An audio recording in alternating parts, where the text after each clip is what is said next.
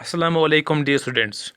We are studying history of class 10th, chapter 6, that's post-independence era, Jammu and Kashmir on the path of modernization. In the previous lecture, we studied about economic reforms. Today, we will talk about social reforms. Fine.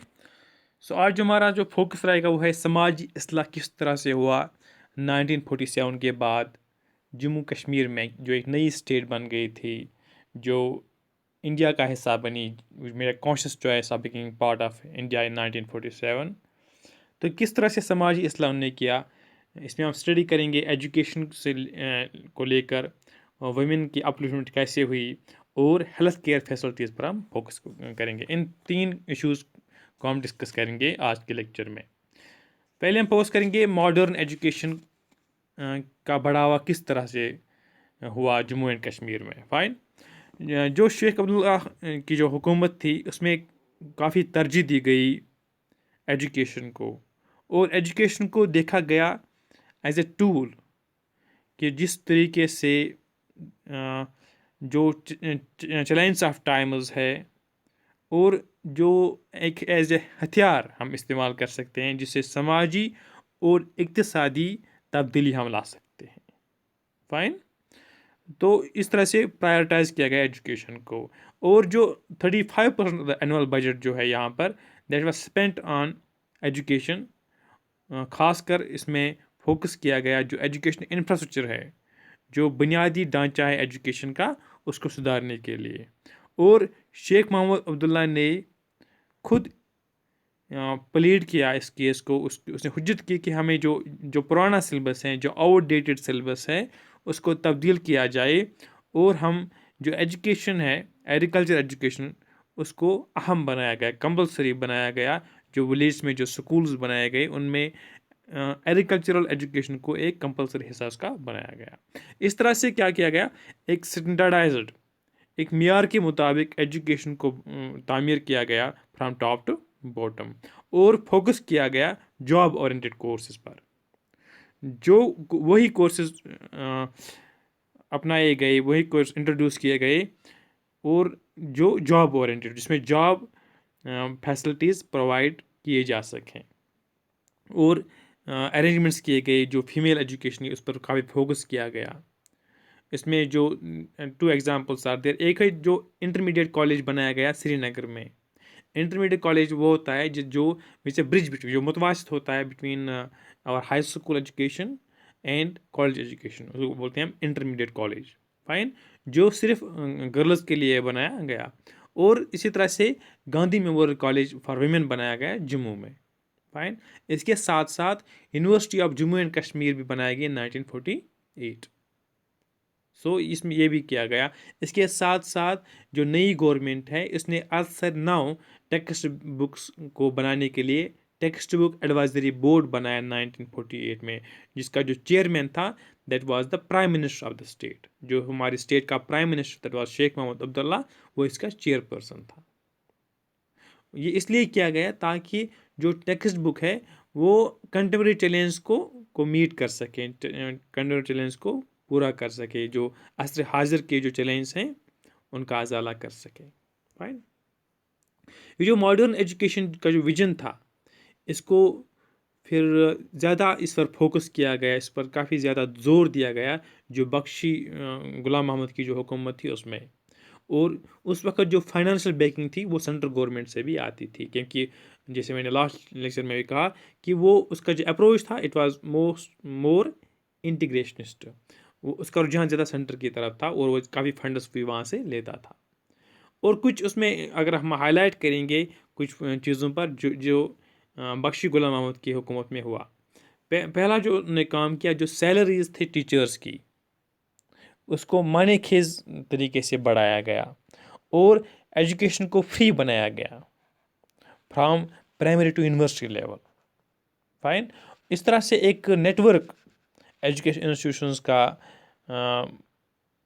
बिखर गया सारे इलाकों में, from primary middle higher education में भी बहुत सारे institutions इदारे खोले गए, और उनमें जॉब ओरिएंटेड कोर्सेज का तारुफ किया गया, वो करिकुलम जो हमारे पास निसाब है उसका वो हिस्सा बन गई, दो जॉब ओरिएंटेड कोर्सेज। और टेक्स्ट बुक्स जो है वो गरीब स्टूडेंट्स को प्रोवाइड की गई, और इकदाम किए गए जो लैंग्वेज हमारे पास हैं रीजनल लैंग्वेज, खासकर कश्मीरी, डोगरी, बोटी, उनको काफ़ी पैटर्नेज मिली। और system of scholarship was also constituted for poor students. हमारे पास जो गरीब घरानों से ताल्लुक़ रखते हैं तलबा व तालिबात, उनके लिए वजीफ़े का भी अहतमाम किया गया, फाइन, फॉर स्कॉलरशिप।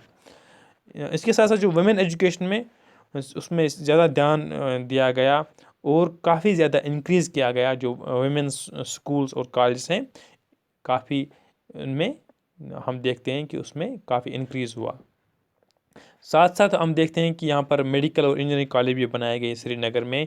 जो हमारे पास NIT है, नेशनल इंस्टीट्यूट ऑफ टेक्नोलॉजी है, या GMC गवर्नमेंट मेडिकल कॉलेज है श्रीनगर में, तो वो भी बख्शी गुलाम मोहम्मद की हुकूमत में बनाया गया, फाइन। इसके साथ साथ अगर हम बात करेंगे जो गुलाम मोहम्मद सादिक हैं, GM सादिक, जो कि एक एजुकेशन मिनिस्टर थे बख्शी गुलाम मोहम्मद की हुकूमत में, उसने एक एजुकेशन पॉलिसी मुरतब की। उसमें जो प्रोग्रेसिव एजुकेशन है, जो तरक्की पसंद एजुकेशन है, उस पर फोकस किया गया, ताकि जो हमारे इकनॉमिक गोल है, जो इक़्तिसादी हमारे गोल है, उनको हम पूरा कर सकें। और मोबाइल स्कूल उसका कंसेप्ट आया, जो जो स्कूल आसानी से मुंतकिल हो सके एक जगह से दूसरी जगह, वो बनाए गए। जो हमारे पास ट्राइबल्स है, ख़ासकर जो हमारे पास गुजर्स एंड बकरवाल्स हैं, जो ट्रांस ह्यूमन्स में इन्वॉल्व होते हैं, they are migrating from one place to another, तो उनके लिए मोबाइल स्कूल्स का एहतमाम किया गया।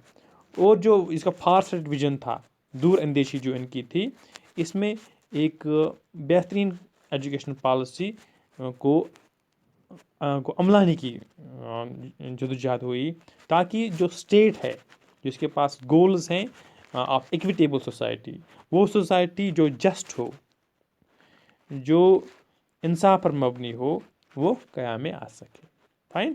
कहने का मकसद है कि एजुकेशन पर काफ़ी फोकस हुआ, और ये सिर्फ शेख मोहम्मद अब्दुल्ला की हुकूमत में नहीं हुआ, बल्कि बख्शी गुलाम मोहम्मद की हुकूमत में भी इस पर जोर दिया गया। अब हम डिस्कस करेंगे कि किस तरह से एक नई स्पेस दी गई वुमेन के लिए, फाइन। जो वुमेन एजुकेशन है, उस वजह से काफ़ी जो वुमेन है काफ़ी हरकत में आई, और अब जो वुमेन है they could step out of the four walls of their homes. जो वो घरों में चार दीवार में बंद थे, अब वो उससे बाहर आने लगे, वो तालीम हासिल करने लगी। जब उन्हें तालीम हासिल की, तो उनके लिए एम्प्लॉयमेंट अपॉर्चुनिटीज़ भी, वो मौके भी उनके लिए मैसर हो गए, और वो एक्टिव उनकी प्रेजेंस हम देखते हैं पब्लिक स्फीयर में, जो अवामी हल्के जात में अब उनकी हम मौजूदगी हम देखते हैं।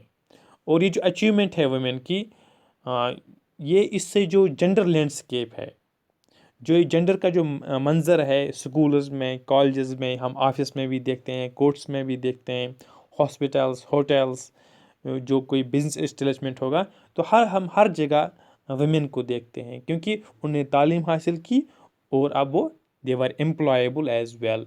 इस वजह से जो वुमेन है अब किसी के पीछे नहीं रही, वो अब आगे बढ़ने लगी हर ज़िंदगी के हर शोबे शोबे में। और इसके बाद जो है about the health care facilities, किस तरह से जो सेहत के मुतालिक कौन सी फैसिलिटीज़ प्रोवाइड की गई। बहुत से जो स्टेप्स थे, बहुत से इकदाम डोगरा हुकूमत ने लिए थे before our independence from Dogra rule. तो उसके बाद जो शेख अब्दुल्ला की जो हुकूमत थी, अब्दुल्ला गवर्नमेंट थी, उनने भी उसके लिए काफ़ी मेहनत की हेल्थ फैसिलिटीज़ को उनकी बेटरमेंट के लिए। लेकिन जो हमारे पास रिसोर्स थे वो नाकाफ़ी थे, और इससे इस वजह से कोई खातिर खा तब्दीली नहीं आई, कोई ज़्यादा प्रॉब्लम्स का ज़ाला नहीं हुआ। फिर बख्शी गुलाम मोहम्मद की हुकूमत आई, जब उसने वो पावर में आए 1953 में, तो उसने काफ़ी मजबूत स्टेप्स उठाए, ताकि जो डिमांड है कि हेल्थ सर्विस को बेहतर से बेहतर बनाया जाए, उसके लिए उन्होंने काम किया। और बख्शी गवर्नमेंट ने एक प्लान चेकआउट किया एक्सपर्ट्स की मदद से, ताकि एक एलोरेट हेल्थ प्रोग्राम हमारे पास हो, ताकि हम बजट इंक्रीज़ करें हेल्थ सर्विस को लेकर। उसका जो टारगेट था कि वो 50% इंक्रीज़ करना चाहता था हेल्थ बजट को। और इस दौर में क्या हुआ, काफ़ी ज़्यादा हॉस्पिटल्स भी खोले गए, तकरीबन 2 से 19 हॉस्पिटल इंक्रीज़ हुए, और dispensaries increase from 87 to 401। 1960s के एंड में तकरीबन ये इतना इंक्रीज़ हुआ। फाइन, डिस्पेंसरीज का या हम हॉस्पिटल्स देखते हैं वो उनकी तादाद बढ़ गई। जो सबसे अहम स्टेप उनने लिया, उनने जो हेल्थ फैसिलिटीज़ थी वो आम आदमी के लिए वो एसेसिबल हो गई। अब आम आदमी अपनी हेल्थ के लिए वो गवर्नमेंट हॉस्पिटल्स में जा सकता था, वो डिस्पेंस में अपना इलाज कर सकता था।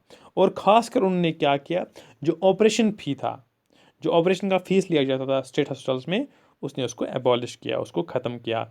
इस तरह से जो हेल्थ फैसिलिटीज़ थी, जो हेल्थ सर्विस थी, वो ज़्यादा एसेसिबल बन गई। जिनके लिए, आम लोगों के लिए। सो आज हमने डिस्कस किया किस तरह से समाजी इसलाह के लिए मॉडर्न एजुकेशन, वुमेन अपलिफ्टमेंट के लिए क्या किया गया, और हेल्थ फैसिलिटीज़ के लिए जो सब्सिक्वेंट गवर्नमेंट्स थी from Dogra rule up to Bakhsh Ghulam Ahmad, किस तरह से उनके बेटरमेंट के लिए काम हुआ। That's all for today. Thank you very much.